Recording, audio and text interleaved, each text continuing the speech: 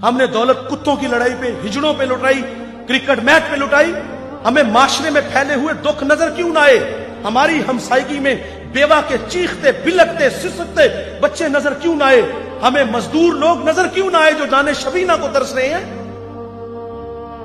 हमारे गुजरावाला धुल्ला चौक पे एक बूढ़ा दिन दिहाड़े आटे का थैला उठाता और दौड़ लगाता है, नहीफ था। 2 कदम चला के लोगों ने पकड़ा और खूब जद्दोकोब की। सवाल किया वो बूढ़े जुर्रत क्यों की? उस बूढ़े की आंखों में आंसू उतर आए। उसने कहा 1 हफ्ता हो गया इस चौक में आके खड़ा होता हूं और लोग मुझे बूढ़ा समझ के मजदूरी के लिए साथ नहीं लेके जाते। रोजाना खाली डब्बा घर लेके जाता हूं, कदम भोजन होते हैं। बच्चे पूछते हैं पर खाने के लिए कुछ लाए हो? तो मैं क्या उनको जवाब दूं? आज पक्का वादा करके आया था कि कहीं से मजदूरी मिलेगी तो आटा लाऊंगा।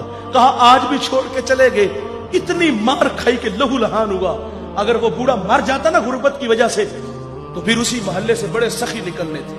किसी ने कहना कफन मेरी तरफ से, और जब जिंदा था पैबंद लगे कपड़े तेरे सामने पहन के गुजरता था। तेरी दौलत का कद इतना ऊंचा था कि तुझे वो नजर ना आया।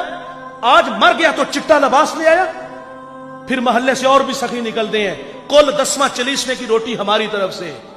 और चीखे तूने ना सुनी उस मजदूर के बच्चों की, जब वो वालिद को रोज कहते अब्बा भूख लगी है, खाने को कुछ दो। उस वक्त कहां गए ये सखी? उस वक्त कहां गए ये मालदार? जब वो बिलकते थे आज मर गए तो कुल 10वें 40वें की रोटी ले आए। जिंदों की कदर करना जानिए मेरे भाई, जिंदों को इज्जत देना जानिए।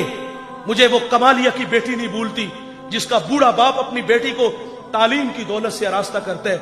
अब वो बालिगा थी, निकाह की तकरीब है, उधर से बारात आ रही है, इधर बेटी वाले तैयारियों में थे।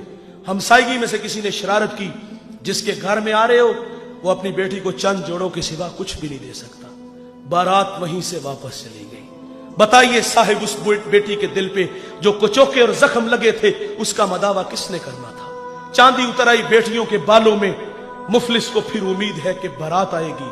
किताबे जीज का एक और बाप बीत गया, जहेज बन न सका और शबाब बीत गया। हमें ये घरों में बूढ़ी होती हुई बेटियां नजर क्यों ना आई? और आपने तो फख्र से कहा कि मैंने अपनी बेटी को जहेज 50 लाख का दिया। हमारे देहातों में रस्म वखाला होता है, उसमें एक औरत को कहा जाता है कि पूरे मोहल्ले में लोगों को क्या हो कि हमारी बच्ची का जहेज देखो। उस जहेज को देखने के लिए मजदूर की बेटियां भी आई, बेवा की बेटियां भी आई। जब रात वापस आती है ना, वालिद आता है तो वो मासूम बच्चियां होती हैं, अपने वालिद को सुनाती है कहानी कि अब्बा उसने अपनी बेटी को जो पहले दिन कपड़े पहनाने हैं उसका ऊपर रेट लिखा हुआ था, 2.5 लाख का सूट था। वो बूढ़ा कितना दुखी होता होगा जो अपनी बेटी को ईद वाले दिन भी 500 का सूट नहीं लेके दे सका। उसने ये भी कहा होगा कि अब्बा उसने अपनी बेटी को सोने के कंगन पहनाने हैं, और वो बूढ़ा तो कांच की चूड़ियां भी नहीं उसको लेके दे सका। मैं इतना जरूर कहूंगा, जीने दीजिए इन गरीबों को। इन लोगों की अपनी जिंदगी है, अल्लाह की तकसीम पे राजी है, लेकिन हम लोगों ने इनका जीना हराम कर दिया है।